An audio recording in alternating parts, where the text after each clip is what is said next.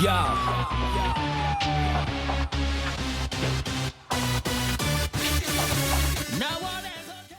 let's talk about songwriting.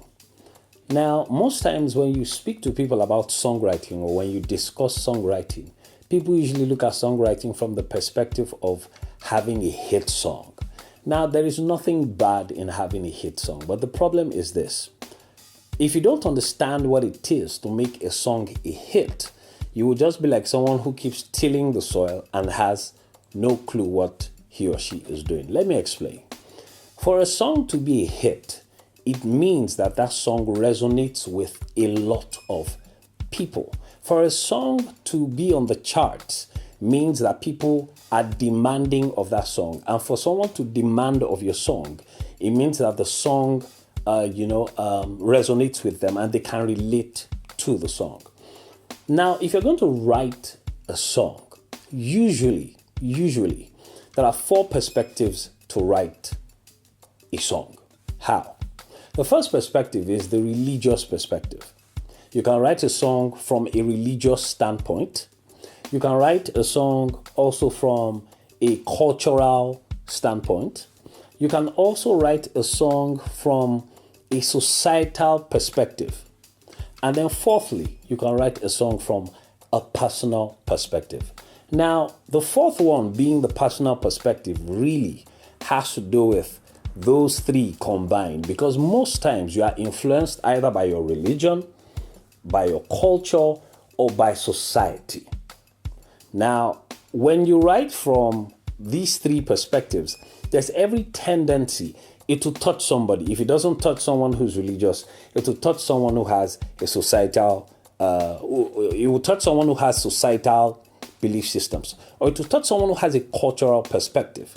Now, say you want to write about love.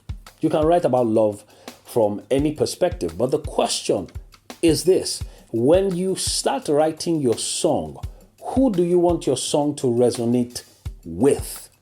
That is the first thing you must think of. That's your first planning strategy. Who are the people I want to speak to? Who are the people I want to share my experiences with? So if you want to speak to religious-minded people, what that means is that you must use religious languages. You must use religious synonyms. You must use religious language that they will be able to relate to.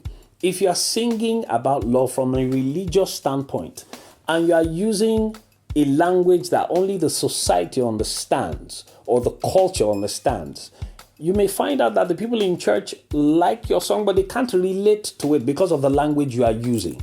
Christians speak Christianese. So if you want your songs to relate with people who are of a religious mindset, then you must use, spiritual language. Use a language that they use, a language they will understand. And if you do that, trust me, you will end up getting their attention. If you want to write about love from a cultural perspective, every culture has its own perspective about love. Every culture views love differently. So the next question you want to ask yourself is, what culture exactly? Take, for example, I'm a Nigerian. Who are the kind of people I want to speak to? Do I want to speak to Igbo people? Do I want to speak to Hausa people? Do I want to speak to Yoruba people? Do I want to speak to Efik people or Delta people? You really must define who you want to get to. So if, take for example, you want to appeal only to a Yoruba speaking audience, then you must make sure that in your love song, you use a lot of Yoruba adages, Yoruba rhythms, Yoruba phrases, so that these people, because that's the language they speak, they would easily be able to relate to your song. The same thing goes for if you want to sing from a societal perspective.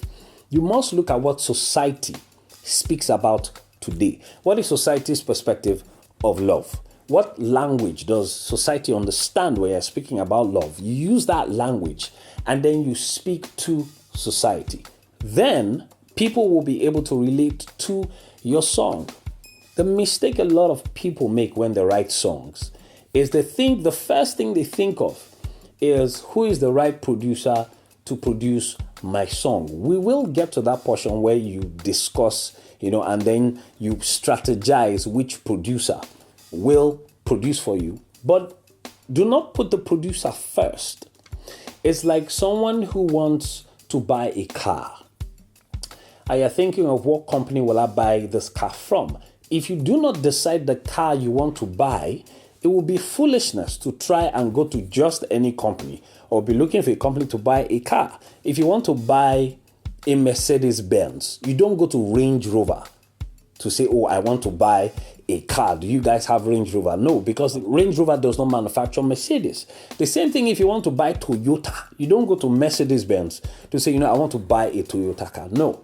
So in songwriting, you must first and foremost define your message. What do I want to say? Who do I want to say it to? After that, then you start to think of how do I say it? I'll discuss a little bit more about that on another recording. But see to it that when you want to write a song, the first step is what do I want to write and who am I writing for? Once you're able to get to that place where you underline that fundamental factor, then you have crossed the first bridge. If you do this last, there's every tendency you will not do well. So first and foremost, you must define what you want to say. You must define who you want to say it to.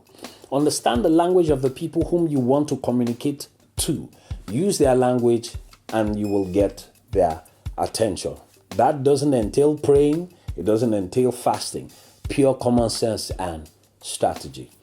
I will, after this video, speak about the next step of songwriting when you're done with your audience, how you go about writing the song in itself.